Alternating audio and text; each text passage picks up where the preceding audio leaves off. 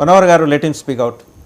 వేణు గారు సార్, ఈరోజు జగన్మోహన్ రెడ్డి గారు ఒక పార్టీ విధి విధానాలతో ముందుకు పోవడం జరుగుతుంది. ఈ రోజు గుడివాడ అమర్నాథ్ అయితేనేమి, ఇంకొక నియోజకవర్గం అయితే ఇంకో నియోజకవర్గం అయితే ఆయన చూసేది మూడే మూడు. ఈ రోజు ప్రజల్లో ఉండాలి, మంచి పేరు ఉండాలి, గెలవాలనే ఇది ఉండాలి. గుడివాడ అమర్నాథ్ బ్రహ్మాండంగా ప్రజల్లో ఉన్నాడు కదండి. ఏమండి, గుడివాడ అమర్నాథ్ గారు బ్రహ్మాండంగా ప్రజల్లో ఉన్నారు. ఆయన ఈ రోజుకి ఆయన అదేంటి ఆ ఇండస్ట్రియల్ సమ్మిట్ జరిగినప్పుడు మాట్లాడిన మాటలు ఆయన ఈ రోజుకి జనంలో తిరుగుతానే ఉన్నాయి. ఆయనకన్నా ప్రజల్లో ఉన్న నాయకుడు ఎవరండి చూపించండి. ఆయన సేవలు ఎక్కడ కావాలో పార్టీకి ఆడ ఉపయోగించుకుంటాడు పార్టీ అధ్యక్షుడు. ఆయనకు తెలుసు పార్టీ నడపడం. గత పార్టీ పెట్టినప్పటి నుంచి ఇప్పటి వరకు స్టెప్ బై స్టెప్ ఆయన విధి విధానంతో ముందుకు పోతున్నాడు కానీ ఎక్కడా కానీ వెనకపోయే పరిస్థితి లేదు. ఈ రోజు జగన్మోహన్ రెడ్డి గారి విధి విధానంతో ముందుకు పోవడం వల్లే ఈ రోజు 151 సీట్లు 51%, మళ్ళీ 24 170 సీట్లు మేము ప్రయత్నం చేస్తున్నాడు మా నాయకుడు జగన్మోహన్ రెడ్డి గారు. ఈ రోజు మేము ఏదైతే 170 జిల్లాలో 10 పార్టీలు. మీరు మ్యూట్లోకి వెళ్ళారండి. ఎవరు మ్యూట్లోకి పంపకముందు మీరు వెళ్ళిపోతున్నారు. వాదేవ్ గారు, మీ 10 పార్టీల్లో అభ్యర్థులను కలిపి మేము నిలబెట్టడంలా మేము 175 నియోజకవర్గాల్లో వైఎస్ఆర్ పార్టీ అభ్యర్థులను నిలబెడుతున్నాం. వాళ్ళందరూ గెలిచేదానికే జగన్మోహన్ రెడ్డి గారు వాళ్ళని సెలెక్ట్ చేస్తున్నారే కానీ వీళ్ళలాగా తెలుగుదేశమో లేదా కాంగ్రెస్ లేదా కమ్యూనిస్టో లేదా ఇంకో పార్టీ నుంచి వచ్చి 175 నియోజకవర్గ 10 పార్టీలు నిలబెట్టి సరే ఇవన్నీ పక్కన పెట్టండి కానీ వైఎస్ షర్మిల గారు పులివెందుల నుంచి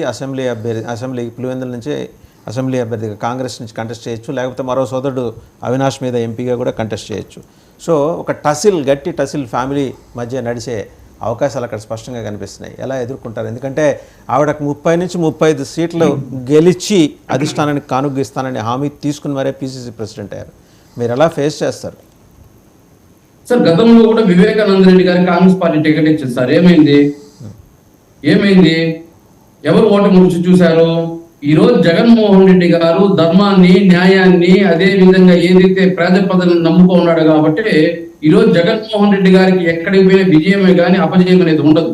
ఈ రోజు తెలుగుదేశం, జనసేన, కాంగ్రెస్, కమ్యూనిస్టులు అన్ని కలిసి వస్తున్నాయి. అన్ని కలిసి వచ్చినా కానీ జగన్మోహన్ రెడ్డి గారు ఎక్కడైనా వెనక్కి అడుగేస్తున్నాడా? సరే, వెనకడుగా ముందడుగా మళ్ళీ మీ దగ్గరకు వస్తాను. లేట్గా వచ్చినా లేటెస్ట్ గా ఎంట్రీ ఇచ్చారు షర్మిల గారు కాంగ్రెస్ పార్టీ అధ్యక్షురాలుగా. మన కాంగ్రెస్ ప్రతినిధి నేతి మహేశ్వరరావు గారు, కాంగ్రెస్ లీడర్ నేతి మహేశ్వరరావు గారు మాట్లాడతారు. వేణు గారు మళ్ళీ మీ దగ్గరకు వస్తాను. ఇప్పుడు కాంగ్రెస్ లీడర్ నేతి మహేశ్వరరావు గారు మాట్లాడతారు. మహేశ్వరరావు గారు సార్, ఇక్కడ నిన్న గుడివాడ అమర్నాథ్ గారు మాట్లాడుతూ జనాలు లేని పార్టీకి అధ్యక్ష పదవి అనేది ఆయన అధికారంగా మాట్లాడుతూ విన్నాను, నేను చూశాను. జనాల్లో కాంగ్రెస్ ఉందా లేదా అనేది 2024లో తెలుసారు. ఎందుకంటే నేను మా కందుకూరు నియోజకవర్గమే తీశాను. నేను ఈ పండగ 3 రోజుల్లో 10 ఊళ్ళకి వెళ్ళాను. ప్రతి గుడిసె చూశాను, రైతులను అడిగాను, ప్రతి ఒక్కరిని అడిగాను. కాంగ్రెస్ పార్టీ ప్రజల గుండెల్లో ఉంది. ఎందుకంటే నేను స్వతహాగా అబ్జర్వ్ చేశాను. ఎప్పుడైతే కాంగ్రెస్ పార్టీ షర్మిలా గారు రావటం మొదలుపెట్టారో పుంజుకుంటుందంటే పుట్టి మునిగే పార్టీ ఏదన్నా ఉందంటే ఆంధ్రప్రదేశ్లో వైసీపీనే. ఈ వైసీపీ పార్టీ ఎప్పుడైతే పోతుందనగానే వీళ్ళందరూ కూడా మాట్లాడటం మొదలుపెట్టారు. ఆ పార్టీకి ఓట్లే లేవు, ఆ పార్టీకి సీట్లే లేవు అంటే మాట్లాడాల్సిన పని లేదు కదా, మీరు మాట్లాడాల్సిన అవసరం కూడా లేదు కదా. సో ఇక్కడ మీరు గుర్తుపెట్టుకోవాల్సింది ముందు అమర్నాథ్ గారు, ముందు నీ సీట్ సంగతి తెలుసుకోండి అనేది మనం చెప్పదలుచుకోవాలి. రెండోది, ఇక్కడ పోటీ ఎలా ఉంటుంది? షర్మిల గారు చెప్పినట్లు 30 సీట్లు మేము ఆంధ్రప్రదేశ్లో కానిపిస్తామంటే నేను కందుకూరులో తిరిగిన దాన్ని బట్టి నేను చూసి ఒకప్పుడు కాంగ్రెస్ కంచుకోవడానికి, తర్వాత పరిస్థితుల్లో వైసీపీకి మారారు.